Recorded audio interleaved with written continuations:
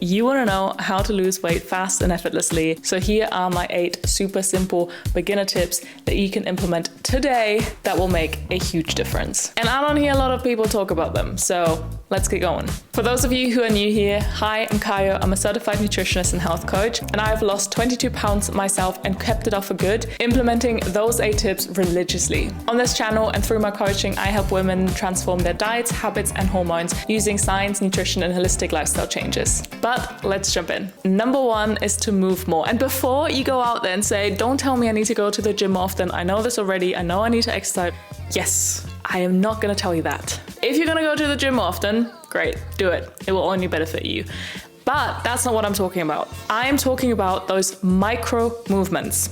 Let me explain. Often when we're trying to lose weight, at least for me, we don't really feel that comfortable in our skin. So then as a result, we try to hide, we might move less, we might stay indoors more, and we don't really show ourselves to the world. And that in turn makes us a lot more stagnant and passive. It's like this vicious cycle where the less you move, the more stuck you feel. But equally, once you lose a little bit of extra weight, you feel more confident, more energetic, and suddenly you're out there, you're more active. You're showing off that body of yours that you're proud of. So why don't we reverse that cycle, fake it until you make it, and incorporate more of those micro movements before you feel that confidence in your new body? By that, I mean dance around in your house while no one's watching. Always take the stairs. Take the stairs maybe 3 times instead of just once. When you're at the market, explore every single stand. Walk down 2 more aisles than usual in the supermarket. Wiggle while you're waiting for your coffee. Walk around during Zoom calls if you don't need your camera on. Pace during phone calls, stretch while you watch TV,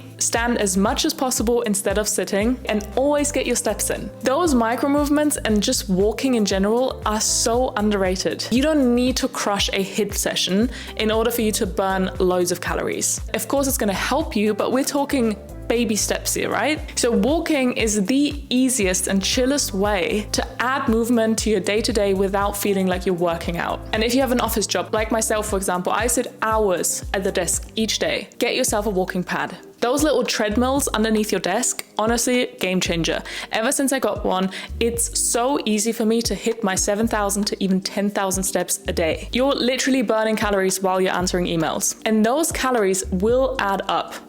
Trust me, over the weeks, the months, where you keep walking those 7,000 to 10,000 steps, that consistent calorie burn will make a difference. And bonus points, it actually makes me way more productive. Ever since I got a walking pad, my deep focused work has increased so much. Seriously though, every tiny bit of movement counts. So all those non-exercise activities like walking, fidgeting, even me just moving my arms around here, all burn calories without you even realizing it. Fun fact, fidgeting can actually burn up to 300 calories a day. And I'm not saying you should all become a nervous Nelly and just fidget around and be super on edge all the time, but that all those small movements during the day will contribute to your NEAT, your non-exercise activity thermogenesis. It's basically just the calories that you burn through small ways that aren't classified as exercise and are just effortless. And that NEAT burns fat over time, keeps your energy up, and just makes you feel more alive. If you want to dive deeper into all the science behind weight loss and energy expenditure, I'm going to link you this video up here. But yeah, next time you're sitting on the couch and you realize that you've forgotten something, get up, grab it yourself. And don't miss out on those tiny opportunities to just move more throughout the day. Number 2 is to change your relationship with food and hunger.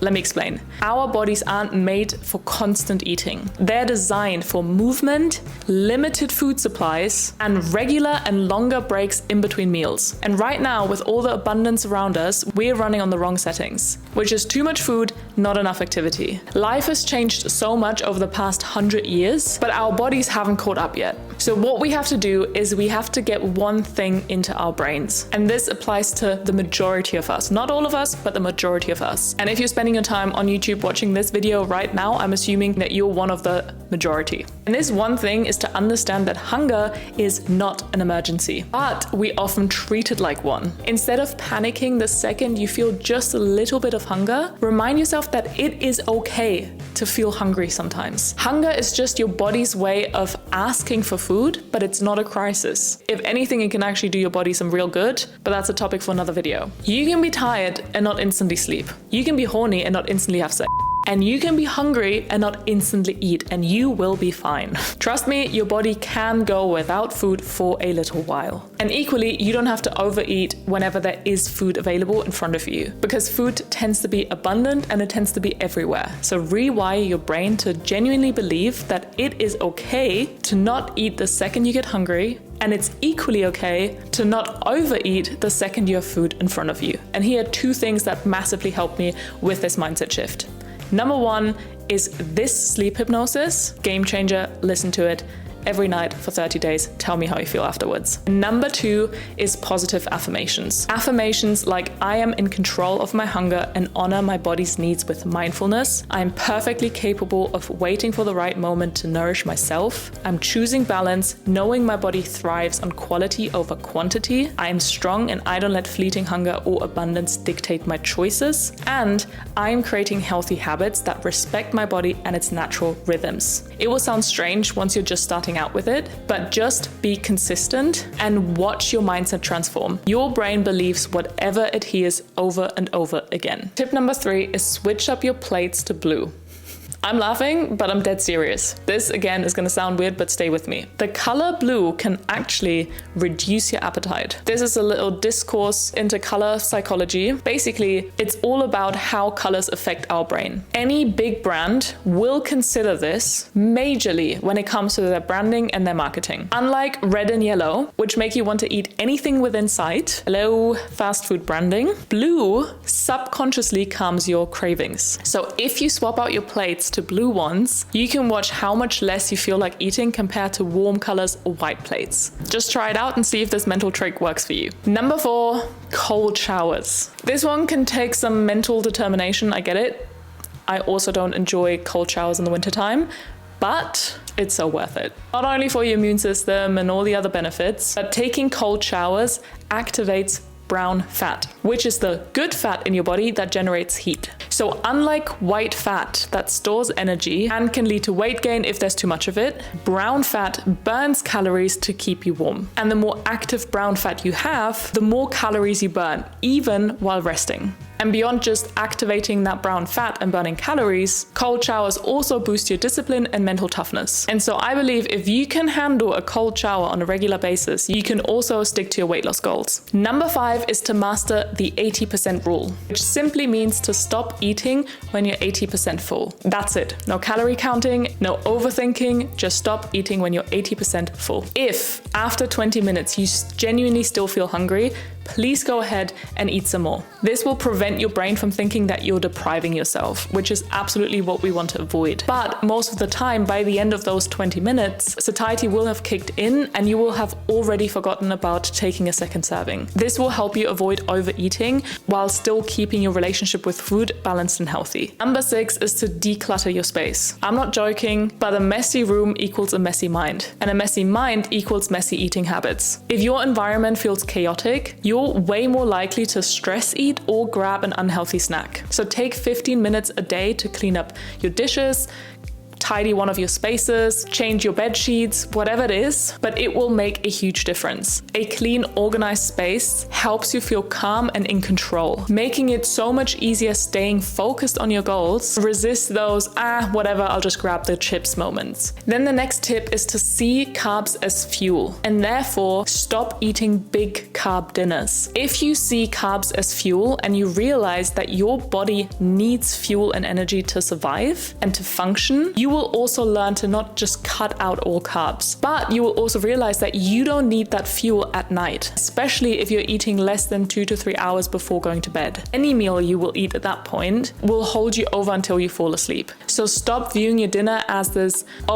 is my chance to have a really good meal. And instead have that big satisfying meal at lunch. And then dinner can still obviously be tasty, but go for something lighter, clean and healthy with lots of protein and a little bit of healthy fats. And again, this ties back to tip number 2. It is okay to go to bed a little bit hungry. It won't hurt. By the time you wake up, your body will have already moved on. It's going to be a new day where you can enjoy a big breakfast. Plus, if you eat less at night, You're gonna wake up hungrier, which is perfect because breakfast should be your biggest meal of the day. That way, you will not only power through the morning because you have more energy, but you also avoid those late night binges. Number 8 is to hydrate like a pro. Let me put it out there, half the time when you think you're hungry, you're actually just thirsty. Staying hydrated properly is so important for curbing your cravings, boosting your metabolism, and just feeling better overall and being healthy. Dehydration can trick your brain into thinking that it's hungry, even though it just needs those liquids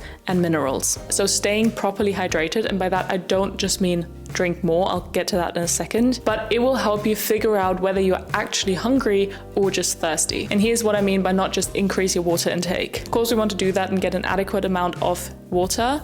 However, electrolytes are just as important. If your mineral levels are off and you're dehydrated, it can again show up as hunger signs. So make sure you're drinking enough water and make sure you're staying on top of your electrolytes. And drinking tea or just warm water can make you feel fuller than cold water does. And having a glass of water before meals can help with overeating. But it can also dilute your stomach acid, making digestion not as efficient.